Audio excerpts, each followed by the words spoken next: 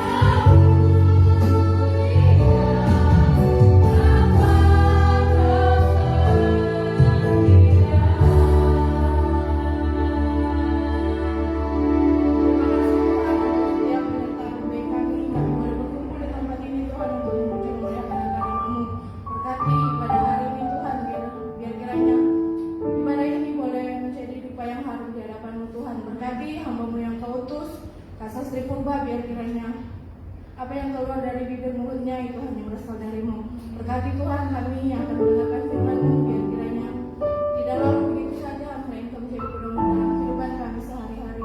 Terima kasih Tuhan. Ini yang doa kami dalam nama Yesus. Haleluya. Amin.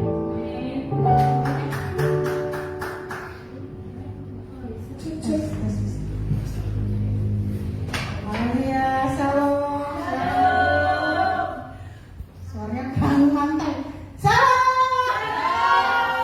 Haleluya, ada ratusan orang di sini bersama mereka di surga.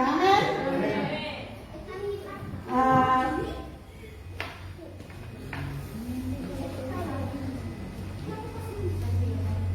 Saya senang sekali bisa kembali lagi bersama kita. Temanya ini minggu ketiga ya, minggu terakhir di bulan Juni. 2 hari lagi masih bulan Juli. 3 hari, wow. Masih dengan tema yang sama apa? Menyangkal diri. Sebelum saya akan sampaikan firman Tuhan, saya akan lebih dahulu berdoa buat kita semua. Mari kita satu dalam doa. Bapa di surga yang kami sembah dalam nama Tuhan Yesus, terima kasih Bapa, Engkau persatukan kami kembali ke tempat ini. Kami sudah memuji memuliakan nama-Mu. Bapa, sebentar kami akan mendengarkan firman-Mu. Berbicaralah Engkau Bapa melalui mulut hamba-Mu. Biarlah setiap firman yang kami ucapkan seturut dengan kehendak-Mu saja. Dan kami yang menerima firman-Mu, kami bukan hanya sekedar pendengar ataupun menerima Bapa, tapi kami juga menjadi pelaku-pelaku firman-Mu. Terima kasih Bapa, sucikan tuliskan kami, ampuni kami atas setiap segala dosa pelanggaran kami. Dalam nama Tuhan Yesus Kristus kami berdoa dan mengucap syukur dan siap dengan firman Tuhan katakan. Amin. Amin. Baik,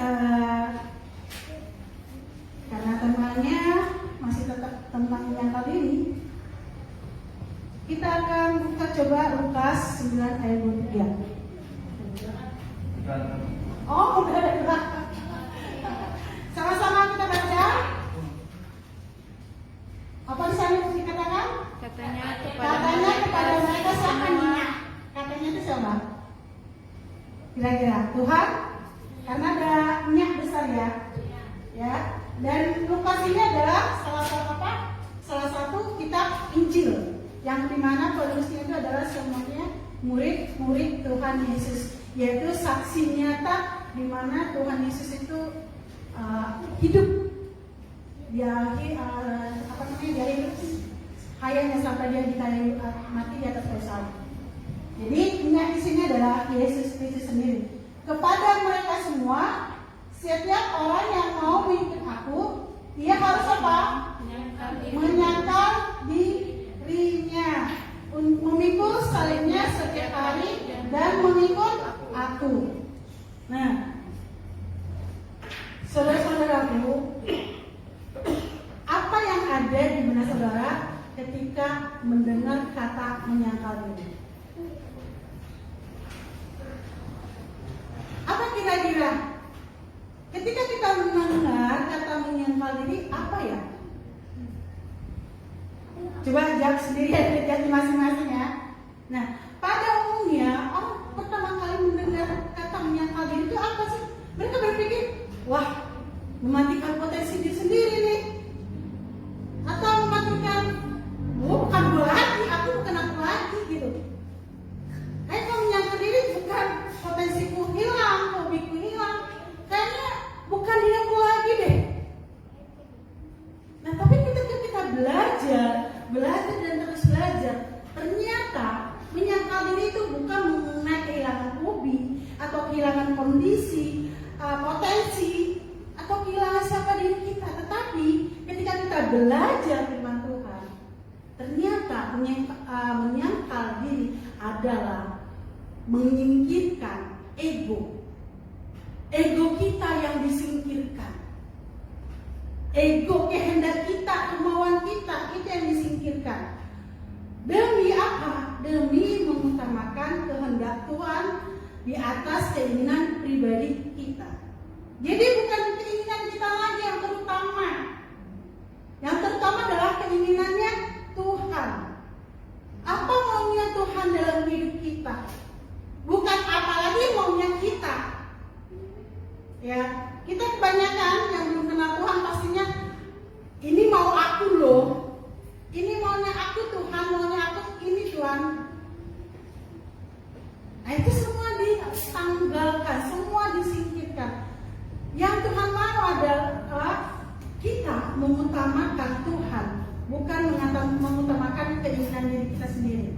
Artinya menyangkal diri itu merendahkan hati kita. Orang yang menyerahkan diri kepada Tuhan, yang mau menyerahkan diri kepada Tuhan, itu gak mudah. Perlu kerendahan hati, perlu ketaatan, meninggalkan keinginan egois, ya, meninggalkan keinginan egois yang bertentangan dengan firman Tuhan. Menyangkal diri berarti apa? Berhenti berpusat kepada diri sendiri, bukan tentang aku lagi, tetapi tentang Tuhan. Apa kehendak Tuhan? Contoh misalnya apa? Ketika kita disakiti, mau nggak kita mengampuni orang? Kenapa Tuhan berfirman kan? Ampunilah orang yang bersalah kepadamu. Nah itu kan firman Tuhan. Kalau maunya kita apa? Mau kita apa? Maunya balas kan? Kalau bisa kamu pukul saya 1 kali, saya pukul kamu sebalik 10 kali. Tapi firman Tuhan apa? Ampuni. Dan kita memprioritaskan hidup kekudusan. Dunia mengejar kehidupan yang apa? Amoral. Ya, dunia mengejar kehidupan yang amoral. Contohnya apa? Berpakaian seksi, ya kan? Yang apa? Di mana apa istilahnya kurang bahan pakaiannya. Yang ujungnya apa? Ternyata menarik bagaimana orang lawan jenis itu tertarik. Jadi nggak heran kalau kita mendengar banyak yang terjadi sekarang ini. Kalau dulu ya, pernah nggak dengar, sering nggak dengar istilah LGBT? Itu kan apa? Itu kan awal semua kan, bukan orang tahu ya. Dulu tuh malu loh orang menyatakan dirinya lesbi, menyatakan dirinya homo, atau transgender. Tapi sekarang sudah transparan, mereka nggak mau lagi mengakui. Apalagi kalau kita kenal ya, kita tahu budaya timur itu menjunjung tinggi namanya kesopanan, agamawi yang katanya religius banget. Tapi ternyata akhir-akhir ini sudah jauh. Nah Tuhan menyuruh kita sebagai umat Tuhan, sebagai anak-anak itu adalah menjaga hidup kekudusan, bukan menuju kepada kenikmatan sesaat. Dan bukan hanya itu aja ya, tentang LGBT, tapi banyak hal-hal yang kayak perzinahan, selingkuh, seperti itu. Jadi menyangkal diri di sini dikatakan ketaatan total kepada Tuhan. Kita siap menanggung tanggung jawab yang Tuhan berikan, melayani sesama, dan menghadapi tantangan hidup karena iman. Menghadapi hidup karena iman, tantangan hidup. Dikecilkan nggak kalau kita bilang saya ini Kristen, saya hidup harus hidup menjaga hidup saya supaya hidup saya benar mata Tuhan? Dikucilkan nggak? Sering dikucilkan, so tahu, so lu, ya kan? Sering ada kita dengar, apalagi kalau di anak-anak muda atau ya di pergaulan sehari-hari, sok kudus lu, sok suci lu. Sering kita mendengar seperti itu, saudara. Ketika kita nggak mengikuti misalnya dugem atau apa namanya itu ke tempat-tempat yang agak sedikit tanda kutip maksiat gitu kan, biasa kita ke sana gitu kan, itu kan tempat-tempat yang penuh godaan kan, tempat-tempat yang penuh godaan, tantangan iman di situ kan, atau kita ajak minum mabuk-mabukan gitu, itu kan ada ujian iman di situ, ada tantangan di situ. Dan ketika kita menolak pergaulan-pergaulan seperti itu, ada teman kadang bilang apa? lo so suci lo. Dengar kayak gitu. So baik banget so jadi orang tuh. Itu adalah tantangan iman kita. Kita bersedia nggak berpegang teguh firman Tuhan? Kita tahu itu salah. Kita berani bilang tidak. Ya, terus jadi apa namanya? Kita bisa lihat contoh ya. Yesus itu adalah teladan yang luar biasa yang kita bisa tiru.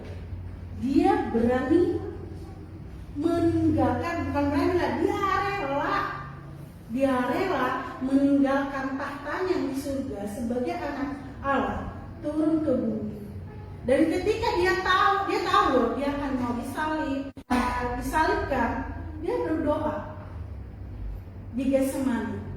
Apa doanya? Bukan kehendakku, melainkan kehendakmu yang terjadi. Ini luar biasa loh. Dia menanggalkan semua hak-hak yang dia punya. Itu di Lukas 22 ya Bang.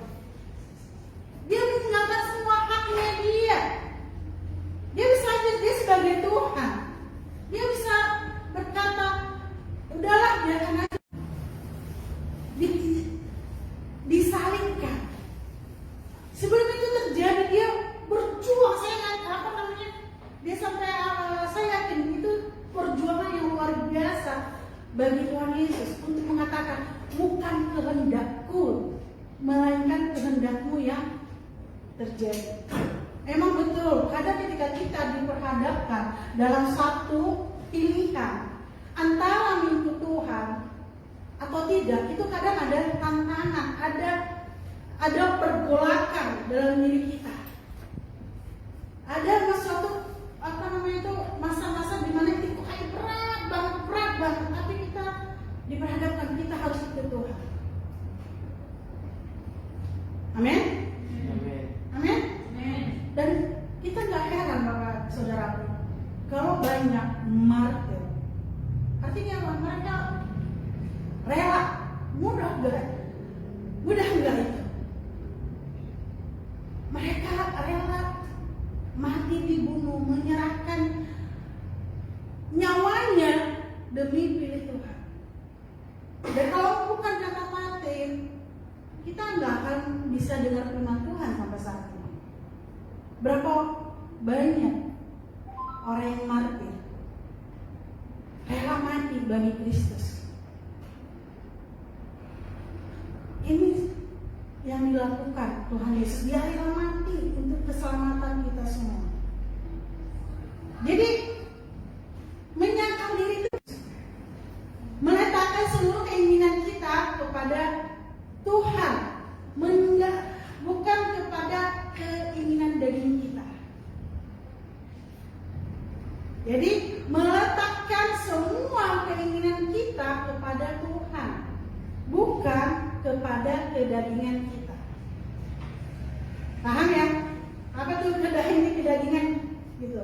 Nah, dari sini saya belajar, ternyata setelah pelajari, saya renungi, ternyata ada 3 poin yang saya pelajari. Garis besar, apa itu menyangkal diri? Yang pertama adalah arti menyangkal diri yang sesungguhnya. Yaitu dalam Yesus berkata apa? Matius 16:24. Di sana dikatakan apa? Matius 16:24. Setiap orang yang mau mengikut aku, ia harus menyangkal diri, memikul salibnya dan mengikut aku. Dan ini bukan hanya diperkatakan oleh Yesus, hal yang sama. Ini dikatakan juga oleh Paulus di dalam Galatia 2:20. Apa dikatakan Paulus di sana? Namun aku hidup, tetapi bukan aku lagi. Aku sendiri yang hidup, melainkan Kristus yang hidup di dalam aku. Dan hidupku yang kuhidupi sekarang di dalam daging adalah hidup oleh iman dalam Anak Allah yang telah mengasihi aku dan menyerahkan dirinya untuk aku. Sekali lagi ya, Yesus berkata, setiap orang yang mengikut aku, ia harus menyangkal diri. Dan Paulus berkata,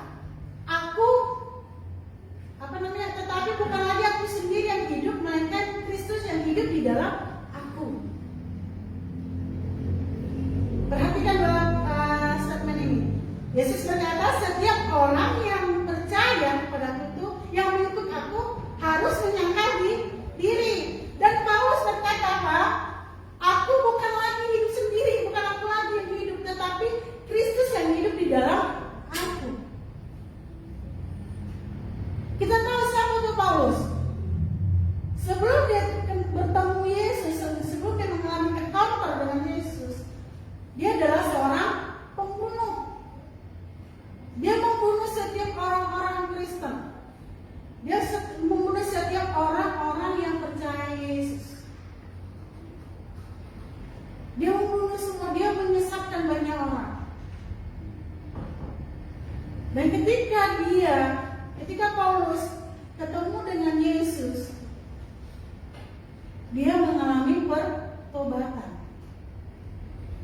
Jadi artinya apa? Menyangkal diri dari kata bahasanya itu keumai, artinya berkata tidak.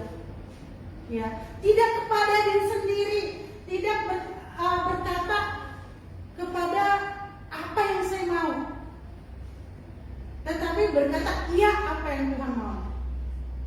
Ini adalah bentuk kudeta ya dalam diri kita sendiri. Kita berjuang.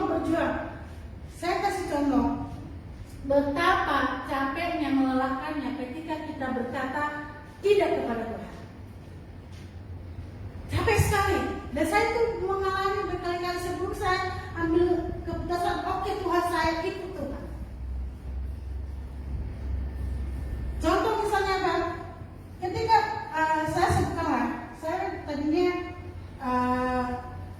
gabung dalam satu gereja yang hambatannya cukup besar. Saya kuliah teologi, udah mau selesai. Di sini Tuhan bilang kamu balik ke pendeta ini, balik ke gereja ini. Saya bilang, Tuhan saya nggak mau ke situ lagi, Tuhan saya nggak mau ke situ lagi Tuhan. Saya nggak mau, bukannya saya benci, bukan gak ada apa masa Tuhan lah, tetap ke situ lagi masa, gitu. Itu apa namanya? Kebetulan saat itu saya ambil S2, dapat beasiswa kalau intinya beasiswa lah. Terus untuk mendapat beasiswa ini harus ada surat pernyataan dari gereja GBI gitu kan, karena ini kan sekolahnya GBI gitu, STT-nya STT GBI gitu. Nah, saya harus cari ini dong, gereja dong kan. Saya cari gereja, pokoknya ini gereja ini yang hambatannya GBI juga gitu kan. Saya nggak mau kesana dong, saya lari ke gereja lain. Ya sama-sama GBI. Ya saya pikir bisa menolong saya untuk dapat beasiswa itu. Tapi apa yang terjadi? Entah bagaimana ceritanya, ujungnya saya balik ke sini. Coba balik kan? Di mana Tuhan suruh? Saya sampai Tuhan ngapain? Ngapain aku capek-capek? Ngapain saya capek-capek cari gereja lain, ibadah di situ, yang ujung-ujungnya ada saya, yaudah Tuhan, ada balik lagi. Artinya apa? Ketika Tuhan suruh balik, saya kan tak mau. Saya tolak, saya cari gereja lain. Ternyata, bagaimana caranya dia balik lagi? Nah itu kan butuh waktu kan, buang-buang waktu kan, buang-buang energi kan. Bukan berarti kita kehilangan apa? No, tapi justru apa? Biarkan, izinkan Roh Kudus, izinkan Tuhan yang bertata di hati kita. Nah itu sebenarnya arti menyangkal diri. Bukan apa namanya itu kita nggak jadi siapa-siapa gitu. Atau kita kehilangan jati diri kita, no. Tapi menyangkal diri artinya apa? Izinkan Kristus bertahta ada di dalam diri kita.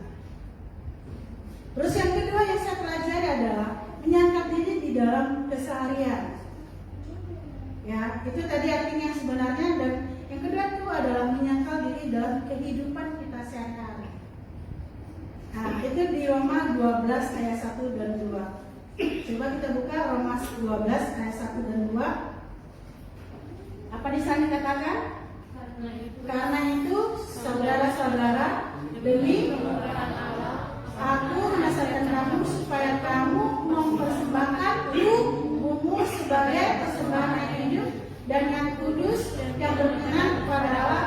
Itu adalah ibadahmu yang sejati.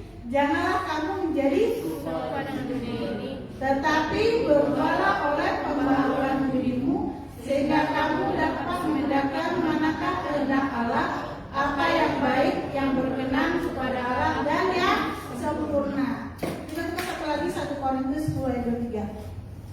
Segala sesuatu diperbolehkan, benar, tetapi bukan segala sesuatu berguna. Segala sesuatu diperbolehkan, benar, tetapi bukan segala sesuatu membangun. Nah ini maksudnya apa? Kalau di Roma 2:14 ayat 1 dan 2, Tuhan katakan di situ kita ini adalah, tubuh kita ini adalah baiknya Allah. Betul. Karena itu kita harus menjaga hidup kita, menjaga tubuh ini supaya tubuh ini apa? Kudus. Kenapa saya bilang seperti itu? Kenapa? Seperti katakan di awal, izinkan Roh Kudus, izinkan Tuhan bertata di hati kita, di hidup kita. Artinya apa? Tubuh kita ini tempat tatanya Tuhan. Nah, Tuhan itu adalah kudus. Tuhan itu kudus, Dia menyukai hal yang kudus. Nah, kalau tubuh kita ini nggak kudus, gimana Tuhan bisa bertata di dalam hidup tubuh kita? Gimana Tuhan bisa bertata di hati, di pikiran kita sendiri kalau hati pikiran kita itu nggak kudus? Itu akan sulit, nggak akan bisa masuk. Kalau kehidupan kita dipenuhi dengan dosa, dipenuhi dengan hal yang jahat, apakah bisa Roh Kudus itu tinggal? Sulit. Walaupun tinggal diam, pasif. Kenapa? Lama-lama itu minyak itu nurani kita itu mati. Saya kasih contoh, misalnya kita mau melakukan dosa, Roh Kudus bilang kamu jangan lakukan ini dosa. Tapi kedagingan kita kuat, enggak, ini enggak apa-apa Tuhan, ini enggak apa-apa. 1 kali. Tapi besoknya 2 kali lagi, lakukan lagi seperti itu lagi. Lama-lama kita itu kebal, aman kok. Lama-lama Roh Kudus bertata enggak?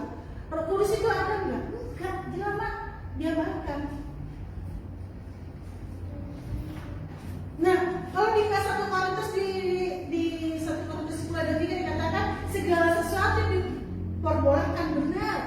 Tuhan mengizinkan segala sesuatunya, betul. Boleh. Tetapi segala sesuatu itu tak baik buat kita. Segala sesuatu diperbolehkan, betul, boleh. Tapi segala sesuatu sel besar-besaran 70%, baju, sepatu, tas, segala macam. Kita sebenarnya nggak butuh. Tapi karena ini sel, bisa lo, ayo borong. Itu kebutuhan nggak? Belum tentu. Jadi Tuhan ajarkan apa? Belilah, pakailah sesuai dengan kebutuhanmu.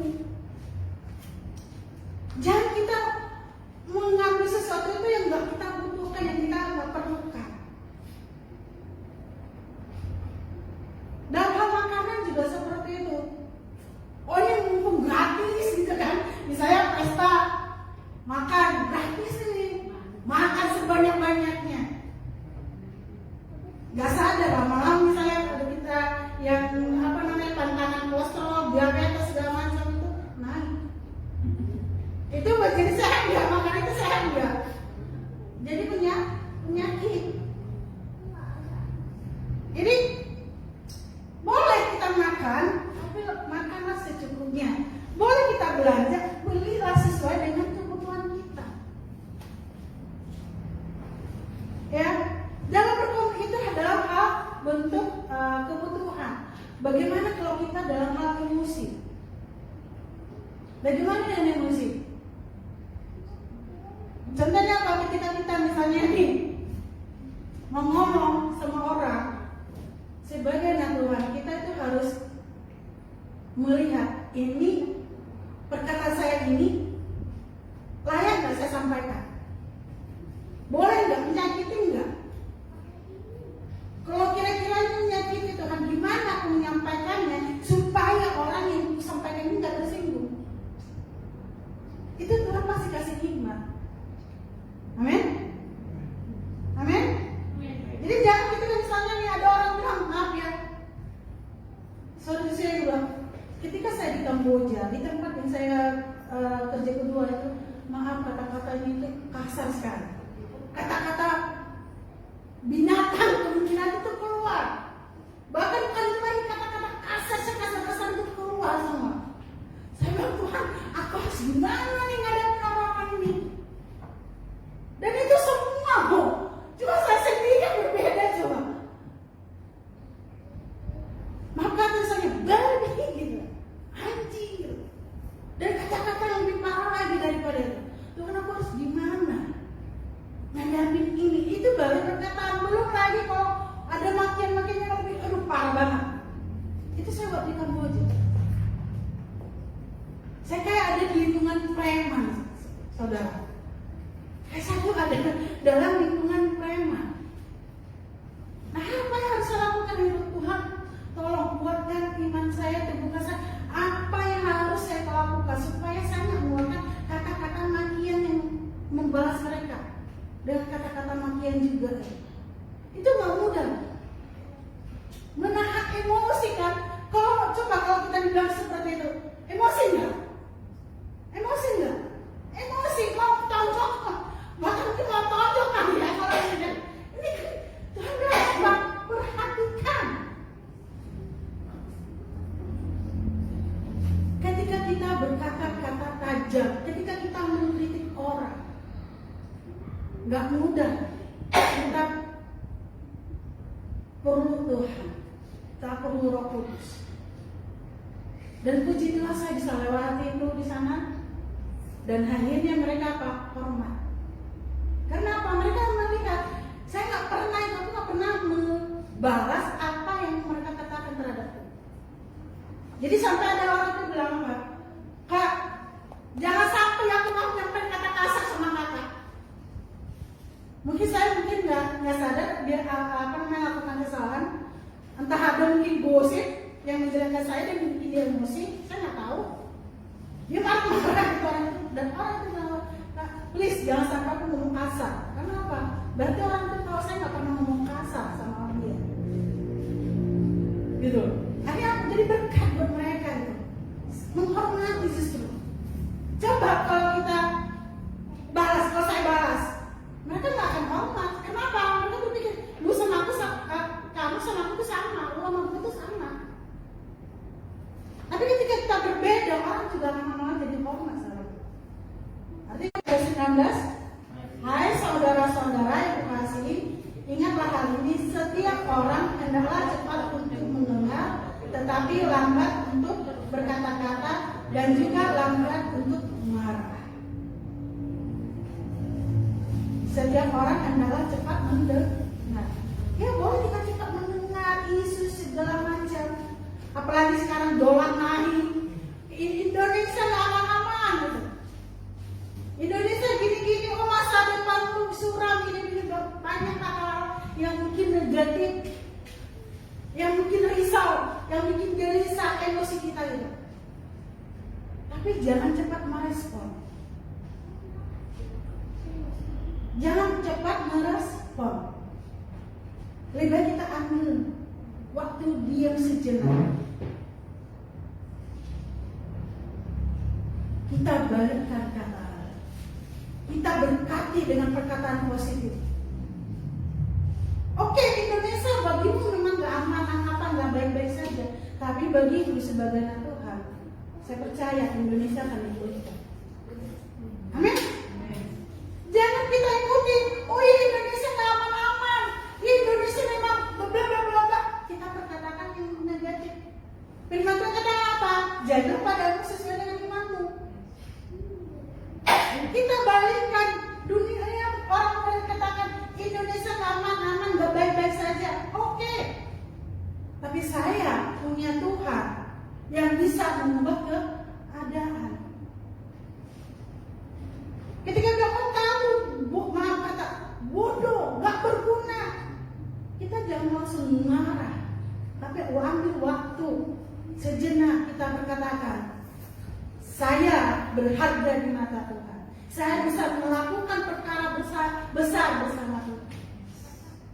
Jadi jangan kita balas perkataan, apalagi sampai marah-marah, yang membuat itu perkataan itu yang akhirnya ujungnya menyakiti kita. Jangan balas perkataan kritikan orang yang pedas, jangan kita balas, tapi balikkan dengan perkataan yang positif.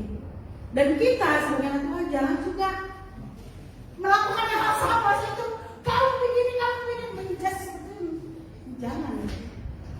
Tapi kita ajak bantu. Ayo, kamu pasti bisa. Kamu pasti bisa. Kamu bisa melebihi sekarang. Kalau gagal, ulang lagi, gagal, ulang lagi. Jangan menyerah, kamu pasti bisa. Perkatakan kata yang positif. Jadi firman Tuhan katakan kita cepat mendengar boleh, karena Tuhan katakan cepat mendengar, tapi lambat berkata kata. Artinya apa? Ambil waktu sejenak, diam, supaya apa? Ketika kita mendengar berita itu nggak membuat kita langsung emosi atau cepat bereaksi sehingga menghasilkan hal yang tidak baik, ya. Tapi berdiam diri sejenak dan kita berdoa, atau misalnya balik berkatakan, ini terjadi, apa yang harus lakukan? Harus lakukan ini yang sesuai dengan firman Tuhan. Ya, seperti tadi saya bilang, Indonesia gak baik-baik. Itu kata dunia, kata orang-orang yang gak kenal Tuhan. Kita lihat situasi memang gak aman, tapi kita percaya kita punya Tuhan yang sanggup mengubah, memulihkan bangsa kita. Amin. Nah, dalam contoh dalam ini, kalau saya buat itu, contohnya dalam hal ketaatan, ya, dalam memberi perpuluhan, dalam hal memberi persembahan, kita tuh harus berani memberikan, jangan menahan-nahan apa yang seharusnya menjadi miliknya Tuhan. Kita yang bekerja, apa yang seharusnya miliknya Tuhan kita berikan. Memang sedikit ada kontroversi, ya. Oh, populer itu nggak penting, ada kan penting, tapi kembali kepada firman. Firman Tuhan apa? Ujilah aku, apakah aku setia. Kan itu, ujilah aku, apakah aku setia.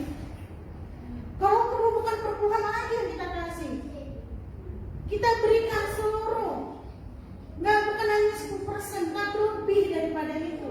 Ketika kita berdoa, kita memberikan persembahan kepada Tuhan. Lebih bagus, alangkah sangat baik ketika kita memberikan persembahan kepada Tuhan. Kita berdoa, Tuhan, aku mau beri persembahan. Berapa yang harus aku berikan? Kita berdoa, Tuhan, berapa yang harus aku persembahkan? Kenapa? Ketika kita berdoa, bertanya sama Tuhan, kita memberi persembahan itu memberikan dengan ketepatan. Dan banyak orang nggak sadar akan hal itu. Termasuk aku sendiri juga kadang lupa. Tapi ketika aku melakukan itu, ketika aku bertanya, saya melihat akhirnya apa? Saya lihat bagaimana Tuhan menyertai. Makanya gak heran ya, kadang ya, ketika dalam ladang pelayanan, saya cuma nggak punya uang, harusnya uang, maksudnya itu hanya punya uang beberapa lah gitu.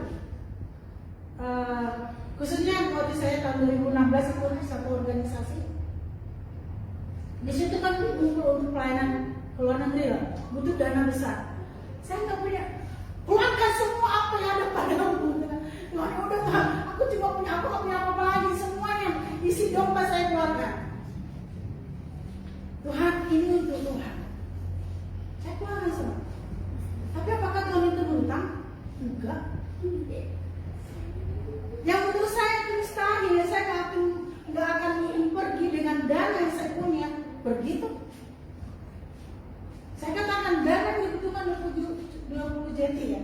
Saya cuma punya 10 juta ya Tuhan. Ini semuanya ini aku nggak habisin, aku nggak tahu lagi Tuhan besok mau makan apa. Tapi bisa tuh pergi tuh tercukupi tuh dengan caranya Tuhan. Jadi artinya ketika kita memberi persembahan kepada Tuhan, jangan kita menahan-nahan. Bukan hanya sekedar perpuluhan yang Tuhan mau. Tuhan mau juga, ayo. Kalau memang Tuhan gerakkan untuk berikan. Beri dengan kerelaan hati. Jangan ditahan-tahan. Saya kan di Prada, kalau kalian jalan di pinggir jalan, ketemu dengan pengemis atau ketemu dengan siapa gitu kan, kasih.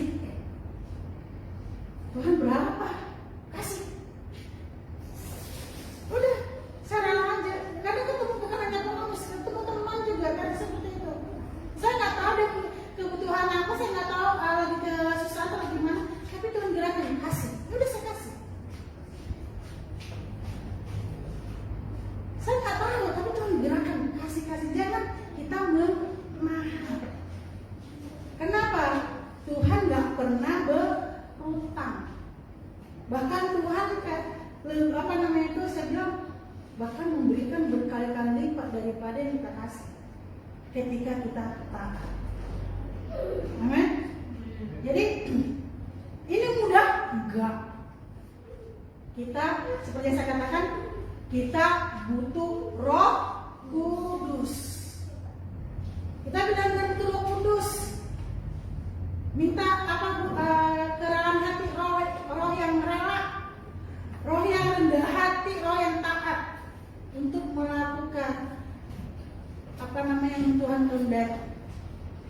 Itu yang kedua, ya dalam kehidupan kita sehari-hari. Yang ketiga, yang terakhir, apa? Yang ketiga adalah buah dari menyangkal diri. Ketika kita menyangkal diri, ternyata ada buahnya. Ada buah dari menyangkal diri. Apa itu buahnya? Itu orang yang tinggal di dalam Yesus Kristus akan menghasilkan buah yang banyak. Yohanes 15 ayat 5.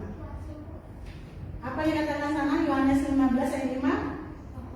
Akulah pokok anggur dan kamulah ranting-rantingnya. Barang siapa tinggal di dalam aku dan aku di dalam dia, ia berbuah banyak, sebab dalam kamu tidak dapat berbuah apa-apa. Iya betul. Yesus adalah pokok dan kita adalah ranting.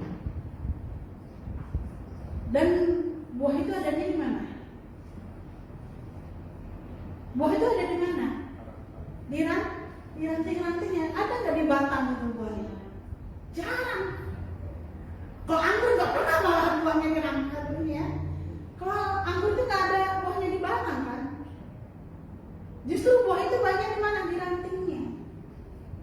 Ajaib ya. Tuhan bilang aku adalah pokok anggur dan kamu adalah ranting-rantingnya. Siapa tinggal di dalam aku, dia menghasilkan buah. Dan buah itu adanya di mana? Di ranting. Berarti kita ini bisa menghasilkan buah banyak. Karena kita adalah ranting. Dan apa itu buah yang banyak itu? Itu ada di Galatia 5 ayat 22 dan sampai 23. Apa di sana dikatakan? Tapi buah roh ialah kasih, sukacita, damai sejahtera, kesabaran, kemurahan, kebaikan, kesetiaan, kelemah lembutan, penguasaan diri. Selain itu kita hidup di berkat. Selain itu hidup kita diberkati berkat kesehatan jasmani dan rohani. Tentu ekonomi juga mengikuti kita. Amin. Ini ya. Jadi buah roh ada 9 ya. Kasih, sukacita, damai sejahtera, kesabaran, kemurahan, kebaikan, kesetiaan, kelemah lembutan. Saya katakan dan penguasaan diri. Saya katakan kita punya kekayaan seberapapun, kita sehat atau sehebat apapun, kalau nggak ada damai sejahtera dalam hidupmu? Enak nggak? Bagus nggak? Nggak bagus. Tapi kalau kita punya damai sejahtera, damai ketenangan, masalah sebesar apapun, persoalan sebesar apapun, kita baik-baik aja. Kita nggak perlu takut menghadapi namanya ancaman. Kita nggak perlu takut ketika kita berada dalam lembah kekelaman.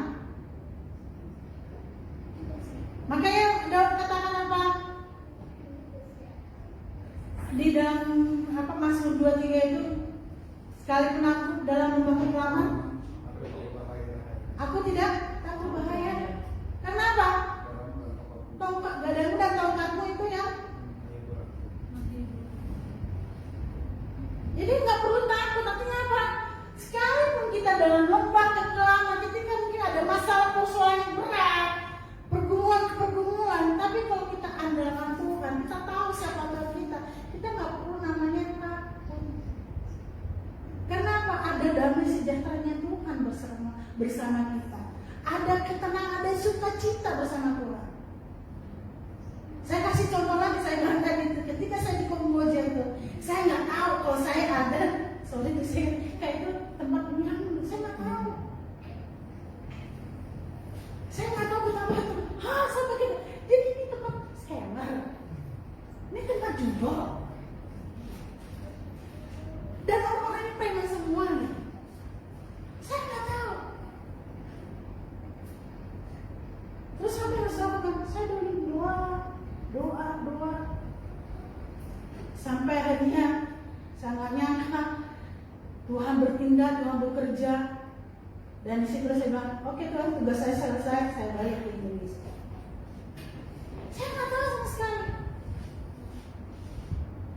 Bahkan saya pernah berada dalam bis yang saya tumpangi itu ternyata sudah menabrak orang dan mengalami orang yang ditabrak itu meninggal.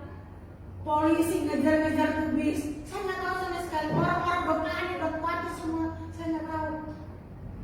Orang yang saya cuma bilang, Bu, nanti kalau bis ini berhenti langsung turun aja ya. Karena saya nggak tahu apa-apa, nggak ngerti ada apa sih, nggak tahu sama sekali. Begitu bisnya berhenti, orang semua langsung turun. Sampai ada yang luka, sampai jatuh gitu. Saya santai di mobil, di bis saya dulu santai. Bis itu mau jalan, polisi naik. Tunggu dulu, turun tuh, berhenti, stop dulu. Ini masih ada satu penumpang dulu. Saya turun dulu sampai, bapak turun sampai. Saya nggak jatuh, saya nggak lecet.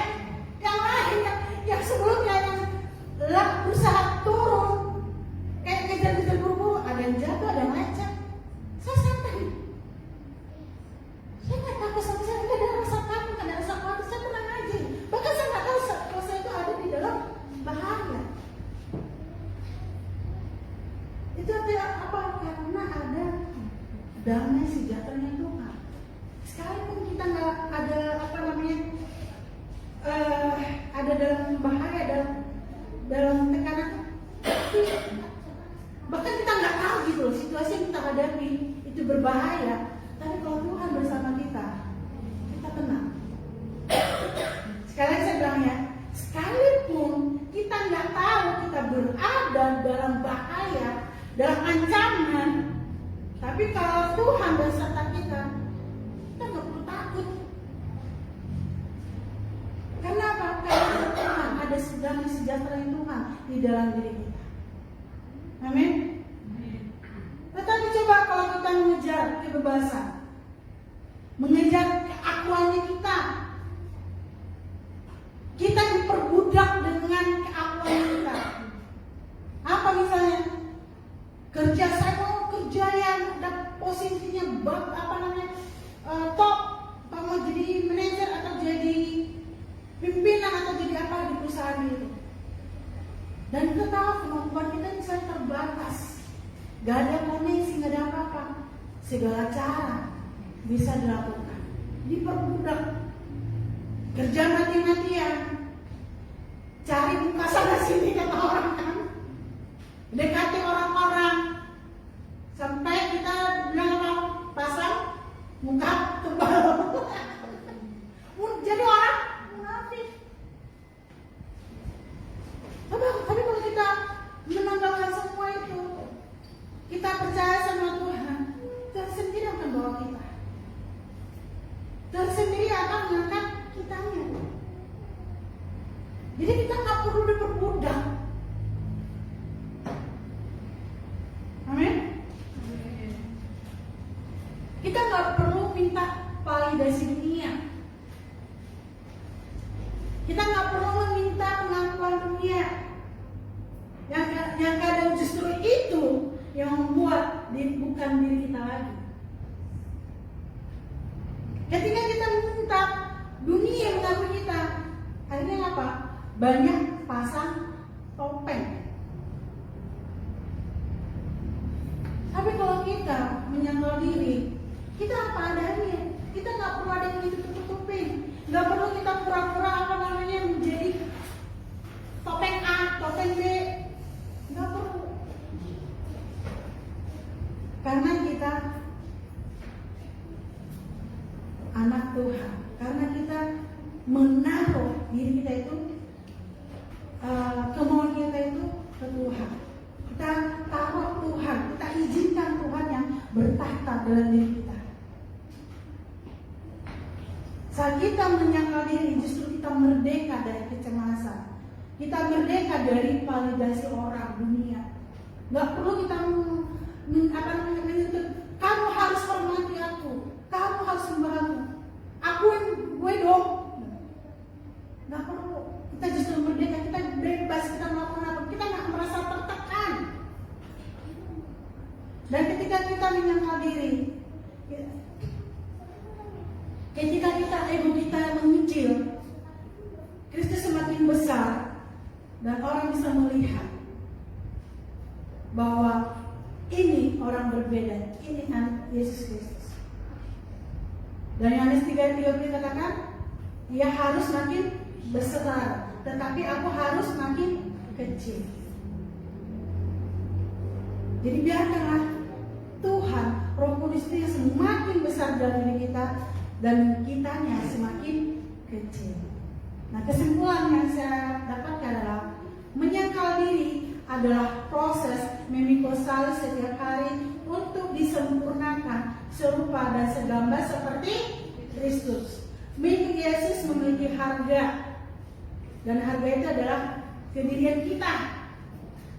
Namun apa yang kita lepaskan, itu ego yang merusak, tidak sebanding dengan apa yang kita dapatkan, yaitu hidup kekal dan damai sejahtera yang melampaui segala akal.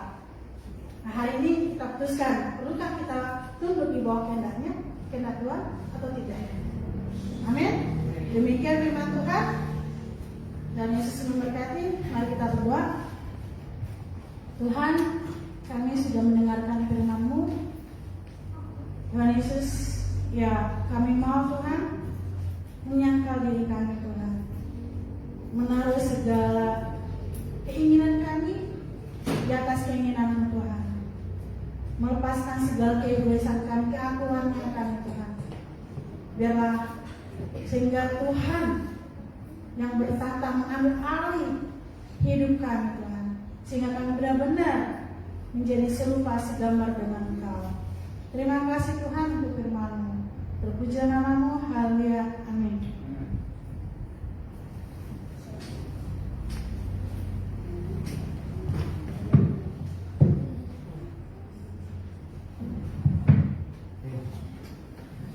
Terima kasih kita dapat berkat dari firman yang disampaikan tadi. Mari Bapak Ibu, kita akan masuk dalam sakramen perjamuan dan akan pujian oleh kuasa darah.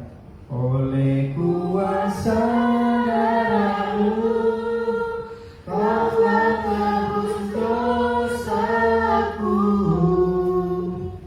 kekudusan-Mu melindungiku,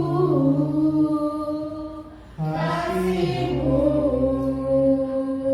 mengalir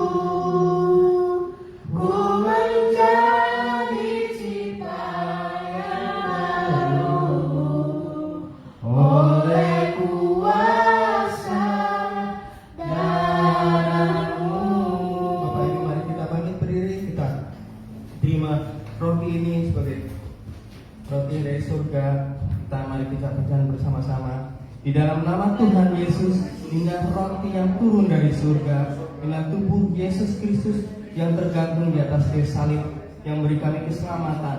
Kami percaya oleh kuasa fiur Yesus, semua sakit penyakit, semua vonis dokter, semua kutuk kelemahan dan kutuk penderitaan sudah Tuhan tanggung selesaikan di atas kayu salib. Kami dilepaskan, disembuhkan, diciptakan kembali serupa segambar seperti Allah. Di dalam nama Tuhan Yesus Kristus, kami terima roti yang turun dari surga ini. Inilah tubuh Tuhan Yesus Kristus. Mari kita makan dalam iman.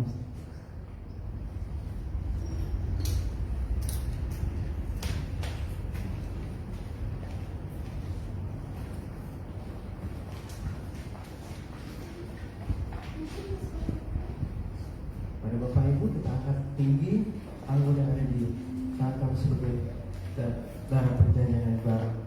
Di dalam nama Tuhan Yesus, inilah darah perjanjian yang baru, darah Yesus Kristus yang bercurah di atas kayu salib, yang beri kami penebusan atas dosa dan kesalahan kami. Kami percaya oleh kuasa darah Yesus, semua kutuk dosa, kutuk kejadian 3, kutuk keturunan, kutuk leluhur tidak berkuasa lagi atas kami. Maka kami bisa mandang kemuliaan-Mu, telinga kami bisa peka untuk mendengar suara panggilan-Mu. Apa yang kami doakan, kami minta, kami pujikan, kami muliakan Tuhan. Engkau menjawab dalam nama Tuhan Yesus Kristus. Tangan kami diberkati, apapun yang dipegang tangan kami dibuat berhasil. Kami percaya Tuhan, kemana kami melangkah, tanah bumi yang dipijak dibuat berhasil Tuhan. Kami percaya apapun Tuhan yang kami lakukan di dalam nama Tuhan Yesus Kristus, kami diberkati ya Tuhan. Kami beriman bahwa kuasa darah Yesus menyempurnakan kami. Kami diciptakan kembali serupa seperti gambaran Allah. Di dalam nama Tuhan Yesus, inilah darah perjanjian yang baru. Inilah darah Yesus Kristus. Mari kita minum darah Yesus Kristus.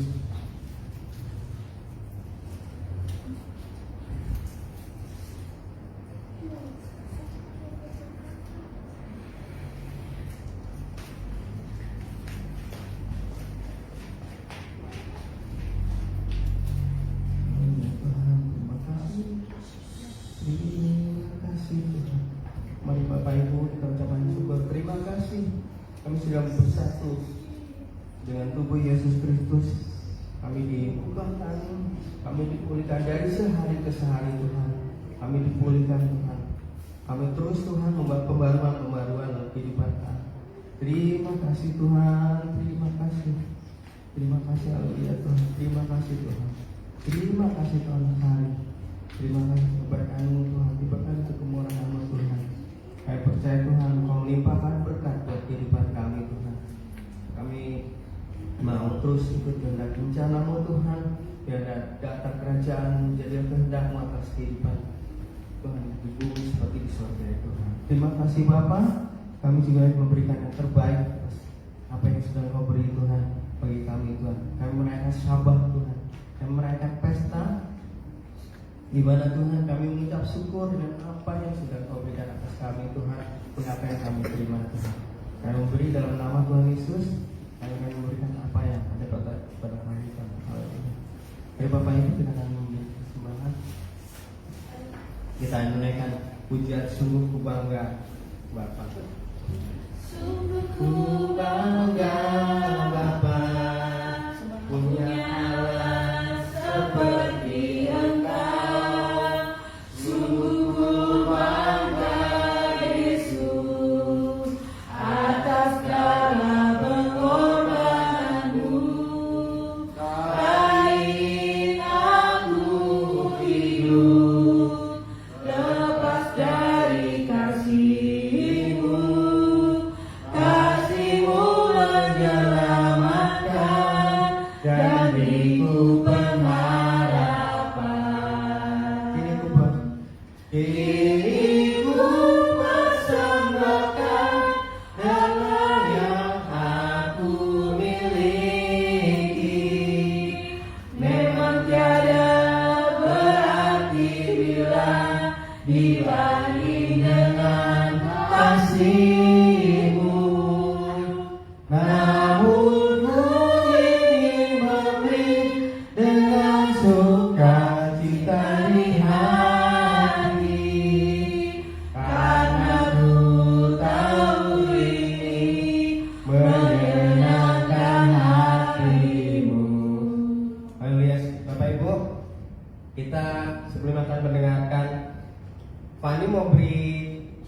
dan pujian. Ya, pujian betapa baiknya apa yang sudah Tuhan perbuat buat Pani. Silakan.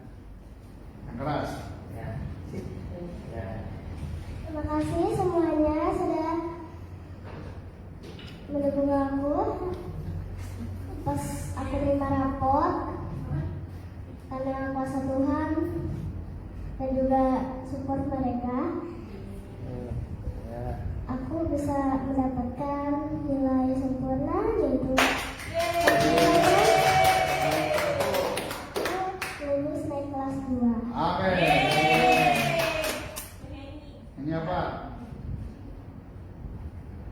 Teman-teman, aku mau memberi pujian. Oke. Ya. Kau satu kasih. Oke. 1, 2. Kau satu penuh kasih, dua penuh hikmat, tiga penuh kuasa. Kau mulia, kau ada waktu susah, ada waktu duka. Kau setia dan selalu bersamaku. Kau membuatku tersenyum, membuatku tertawa, membuatku bahagia. Yesus Kau sahabat, selalu hadir setiap saat. Hatiku bergembira bersamamu, Yesusku. Kanan kiri ke depan, mari semua bergoyang, bernyanyi bergembira, sukacitaku dalam Kristus. Ya. Sudah? Ya. Oke, terima kasih Pak. Mami kasih apa? Kasih apa lagi? Mami. Kamu sayang lu. Kamu ingin berapa? Saya kasih berapa sekarang? Saya kasih 3. Bersyukur anak-anak kita naik kelas semuanya. Gimana naik berapa? 12. 3 SMA Tio, Naomi naik kelas 3, Stefan naik kelas 2. Puji Tuhan. Bapak Ibu, makasih semua Bapak Ibu. Sofri, thank you sama pelayanannya. Jangan pulang dulu nanti ya. Iya. Kita akan ada small meeting dulu beberapa orang karena kita persiapan untuk pengajuan ke Mandiri Gereja dan juga ada persiapan ada pertanian pejalan pendeta. Lalu kalau diajukan di approval sekitar bulan Agustus akan dilakukan pelayanan oleh Sinodi. Kemarin saya juga sudah mendaftarkan pastor conference dan persyaratan harus pendeta. Jadi mohon maaf yang belum pendeta tidak bisa mendaftar. Karena ketika mendaftar tidak punya kartu pendeta akan diskualifikasi, ya. Jadi nanti saya berangkat tanggal 3 sampai 6 November untuk bersama-sama diberkati dalam pastor conference Sinodi, Bapak Ibu. Puji Tuhan. Lalu banyak keluarga yang misalnya sakit, saya juga baru mulai pulih suaranya. 2 minggu naik turun demam, lalu suara berantakan juga. Hari ini puji Tuhan agak normal kembali. Di keluarga Bogor saya bagi informasi semua flu berat. Jaga vitaminnya, jaga pola makannya supaya saya makan samca. Benar, lo pernah makan samca? Hah? Lo pernah? Nah, harus makan samca nanti. Ya, puji Tuhan. Yuk, sama-sama kita berdiri dapat Tuhan hari Bapak Ibu.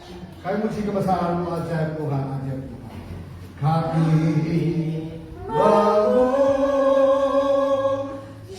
memujikan besaran-Mu, ajak Kau Tuhan, ajaib Tuhan, ajak Kau Tuhan, ajaib Tuhan. Kami memujikan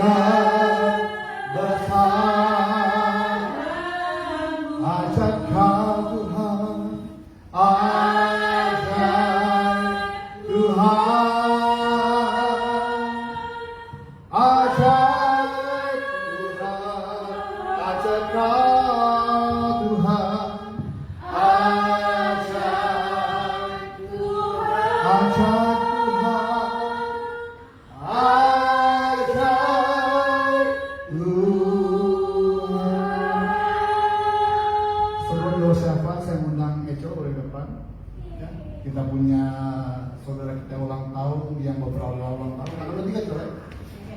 Elso Stefania Oria. Betul ya namanya? Oke. Kita berdoa sama-sama Bapak Ibu, kita angkat anak-anak kita untuk Ecol hari ini. Bahwa bersyukur Tuhan hari ini telah Tuhan tambahkan tanggal 25 Maret itu Tuhan. Berdoa sungguh sebagai hamba Allah, sebagai seorang hamba Allah. Aku berdoa, aku menumpang tangan, aku mulai Ecol sehingga hari ini di usia baru Tuhan, Ecol boleh jadi wanita Tuhan, berjubah kudusan, bermahkota dengan Tuhan yang Tuhan pakai menjadi alat Tuhan lebih intim, lebih dekat sebagai seorang hamba Tuhan. Aku percaya di masa muda Ecol Tuhan, apa yang Ecol kerjakan dia berhasil karena nama Tuhan. Pekerjaannya, usahanya diberkat Tuhan. Aku percaya Anda customer yang kita temui Tuhan seperti untuk Tuhan dikerjakan. Ada perkataan Allah dalam mulut Ecol sehingga kita jumpa dengan customer, jumpa dengan pelayanan akan dijumpai oleh Ecol Tuhan. Dan orang akan percaya akan apa yang Ecol katakan. Boleh membeli setiap produk yang Ecol tawarkan. Sehingga berkat yang Ecol terima, bawa pulang ke rumah, boleh menjadi berkat untuk Ecol, boleh menjadi berkat untuk keluarga. Sehingga betul permuliaan Bapak Saudara. Persiapkan dia berjumpa urusan Tuhan. Aku percaya jika dia punya rencana hari ke depan Tuhan tolong sehingga dia boleh firm bahwa ikut Tuhan akan bahagia, ikut Tuhan sungguh-sungguh akan menyangkali dirinya. Ecol boleh berjuang urusan Tuhan, artinya Ecol boleh menikmati kehidupan dunia Tuhan, tapi dia menjaga hidupnya untuk Tuhan. Dengan pasangan hidup yang berdoa dengan Tuhan. Aku percaya Ecol sehat sempurna, Ecol diurapi Tuhan, Ecol diberkati luar biasa dalam nama Tuhan Yesus Kristus. Amin. Selamat tahun Ecol. Yuk kita berlanjut berdoa setiap hari Bapak. Terima kasih. Kita katakan jika kami tinggal Tuhan dalam firman Tuhan tinggal kami, mintalah akan beriman. Tuhan, kami minta dengan doa siapa kami, kalau Tuhan izinkan, maka doa kami Tuhan dengar dan Tuhan jawab. Kami berdoa untuk Indonesia Tuhan, Indonesia Tuhan pulihkan. Kemarin ada masa damai Tuhan antara Amerika, Iran dan Israel Tuhan. Boleh terjadi perubahan yang besar. Mereka dengar kemarin Tuhan mulai perang kembali Tuhan, sehingga harga minyak dunia naik melonjak kembali Tuhan. Kami berdoa sungguh Tuhan, kami perkataan berkat untuk dunia ini. Dunia ini aman, dunia ini damai sejahtera, dunia dalam hati Tuhan dijaga setiap hati yang ada Bapak, sehingga perang kembali reda, boleh berdamai antara Israel, Iran dan Amerika dalam nama Yesus. Bapak berdoa untuk Indonesia Tuhan. Pak Prabowo, Mas Gibran juga Tuhan dengan hikmat bagi mereka seperti tidak blunder Tuhan setiap keputusan yang mereka ambil Bapak Saudara. Berdoa sungguh Indonesia dolarnya semakin turun lagi Tuhan. Indonesia setiap barang-barang harga-harga turun kembali dalam nama Yesus. Berdoa Indonesia aman, damai, sejahtera, sukacita Tuhan ada bersama Indonesia Bapak Saudara. Berdoa Tuhan untuk gereja kami, Living Up Islam tangan masyarakat, persiapan untuk mandiri gereja, persiapan untuk kami para pejabat pendeta pun diberkati Tuhan Yesus. Setelah setiap kami pun kami percaya menopang, mensupport setiap program-program gereja ke depan Bapak Saudara. Kami percaya gereja ini dalam perkenanan darah Tuhan. Berdoa untuk setiap keluarga Tuhan Pak Yosef, Dr. Fini, Judo Yukio, Tuhan berkati urapi. Jika saat ini keluarga kami di Bogor belum ada bersama kami karena kurang sehat, tunggu ya Tuhan. Bapak berkati, saya akan dengan kekuatan baru, kasih nama Tuhan, sehingga setiap kelemahan tubuh Tuhan pulihkan dalam nama Yesus.